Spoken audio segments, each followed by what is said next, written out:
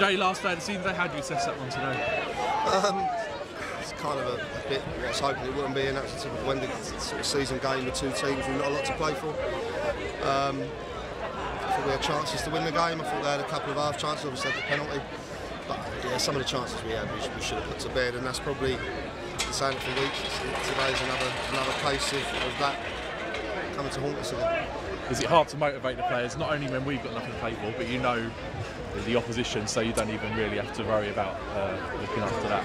It is, but on the flip side of that, I was desperate for a win because we might have been able to jump up a few places, but it wasn't it wasn't for a lack of effort. I think I've been there as a player. You try and I don't know. The game just felt flat. The ground was pretty flat, which in all fairness is up to us to get them going.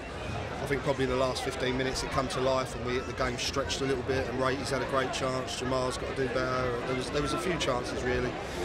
And if one goes in, then all of a sudden it's a different game. Or maybe even at the start of the game, you need an early goal. If you get that early goal, then it changes the sort of complex of the game. But it didn't happen, so it's sort of a shame to sort of end the season like that. But that's the way it goes sometimes. Did you say anything to the players sort of about today being something maybe fighting for their contracts next season?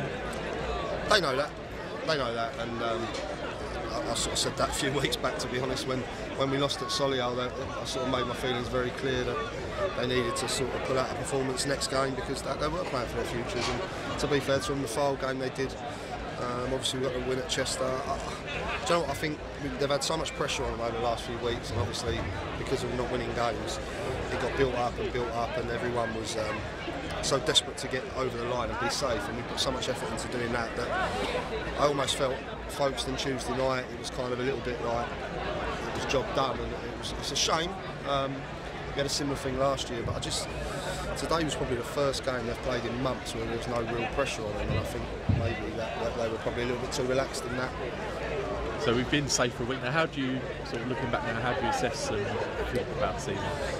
It's a strange one because if you look at the start of the season and say you're going to win a cup, you're going to get the second round of the FA Cup, you're going to get the furthest you've got in the trophy and stay in the league, then you maybe look at it and go, you know what, in your second season, which everyone says is tougher, then maybe you look back and go, you know what, it wasn't a bad season. But obviously because of the start we had and where we were in the league and we were flying it, and I think what killed us was the 17 games without a win. And if you spread your wins over the season, then people look at it differently. But I think it's just knowing that we wasn't far off really, and it's just a shame that for whatever reason we either didn't keep the squad together or we had injuries, or for whatever reason it just kind of happened. So it's disappointing from that side, at that point of view. But then there is some positives to take out of it that we've got to look at, and there's plenty of room to improve next year, and that's certainly what we'll be trying to do. What's your timeline then, sort of over the next couple of weeks? I'll have a chat with Oliver and Terry and Bill, and we'll get where we're at and what the plans are moving forward. I would like to do that as soon as possible, so that come this week I can really let the players know, the ones that maybe are going to move on and the ones we'd like to keep.